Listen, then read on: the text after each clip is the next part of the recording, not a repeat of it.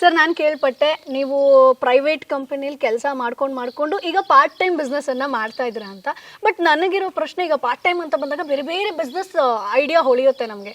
But ಯಾಕೆ ಮಶ್ರೂಮೇ ಶುರು ಮಾಡಿದ್ರಿ? ಮಶ್ರೂಮ್ ಅಂದಿದ ತಕ್ಷಣ ನಿಮಗೆ ಬರೋದು ಡಿಮ್ಯಾಂಡ್. ಸೊ ಮಶ್ರೂಮ್ ತುಂಬ ಡಿಮ್ಯಾಂಡ್ ಇದೆ ಅಂತ ಗೊತ್ತಾಯಿತು.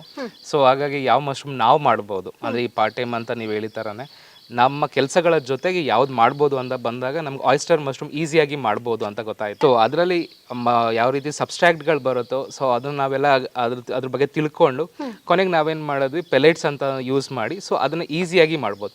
ಸೊ ನಮಗೆ ದಿನಕ್ಕೆ ಕಂಪೇರ್ ಮಾಡಿದ್ರೆ ಇದು ಈಸಿ ಅಂತ. ಹೌದು, ವುಡ್ ಪೆಲೆಟ್ ನಮಗೆ ಈಸಿಯಾಗಿರುತ್ತೆ ಪ್ರೋಸೆಸ್ ಮಾಡೋದು. ಮತ್ತು ನಮ್ಗೆ ಅದೇ ಥರ ಈಲ್ಡ್, ಬೇರೆ ಏನು ಸಬ್ಸ್ಟ್ರಾಕ್ಟಲ್ಲಿ ಏನು ನಮಗೆ ಈಲ್ಡ್ ಬರುತ್ತೋ ಸೇಮ್ ಅದೇ ಥರ ಇದರಲ್ಲೂ ಈಲ್ಡ್ ಬರುತ್ತೆ. ಅದಕ್ಕೆ ನಾವು ಕೊಡಬೇಕಾಗಿರೋ ಟೈಮ್ ಮಾತ್ರ ಕಡಿಮೆ.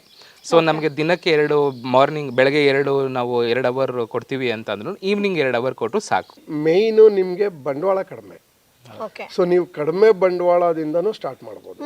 ಸೊ ನಿಮ್ಗೆ ಏನು 15-20 ಸಾವಿರದಿಂದನೂ ನೀವು ಸ್ಟಾರ್ಟ್ ಮಾಡ್ಬೋದು. ಸೊ ಇದು ಇಂಪ್ರೆಸಿವ್ ಆಗಿ ಕಾಣಿಸ್ತು. Boss Vala, B the boss.